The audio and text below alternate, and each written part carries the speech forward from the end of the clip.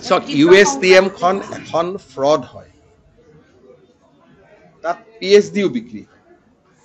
মোৰ ওপৰত যদি কেছ টেছো কৰে কৰক মই ভালে পাওঁ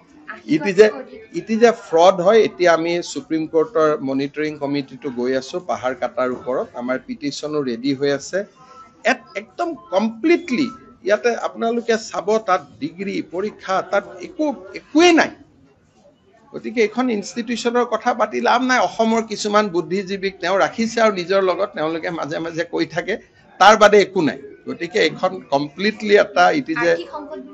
আৰ্থিক সংকট মানে এটা ফৰেনৰ পৰা যিখিনি পইচা পাই আছিল সেইখিনি ৰাস্তাটো আমি বন্ধ কৰি দিছো না যিখিনি আগতে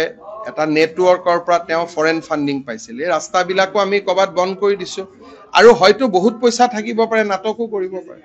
গতিকে আপুনি কাৰণ মানুহজনটো টোটালি ফ্ৰড হয় না কাষ্ট সাৰ্টিফিকেটৰ পৰা আৰম্ভ কৰি এজন ফ্ৰড কেনেকে OBCৰ ফলছ কাষ্ট সাৰ্টিফিকেট লোৱা মানুহ এজনৰ কথা কেনেকৈ আমাৰ বুদ্ধিজীৱীসকলে ইমান প্ৰশংসা কৰিব পাৰে মোৰটো হেবিলাক চিন্তা কৰি অসমখনৰ ভৱিষ্যত লৈ পেলাই মোৰ টেনচন হৈ যায় আপুনি হয়তো মন কৰিছে এটা যদি নেশনাল সিকিউৰিটি প্ৰশ্ন আহি পৰিছে কৈ আছে সোশ্যাল মিডিয়াতে গৌৰৱ গগৈ টাৰ্গেট কৰি লৈছে মই কলো না মই আপোনাক আজিয়ে কলো যে টাৰ্গেট তেওঁ নহয় টাৰ্গেটই যায় আছে টাৰ্গেট তেওঁ আজি ধৰ মই ক'ব নোৱাৰাকৈ মোৰ যদি লৰা কবাত গ'ল কবাত ফসি থাকিলে মই গমে নাপালো লাহেকৈ লৰাই মোক কবাত লৈ গ'ল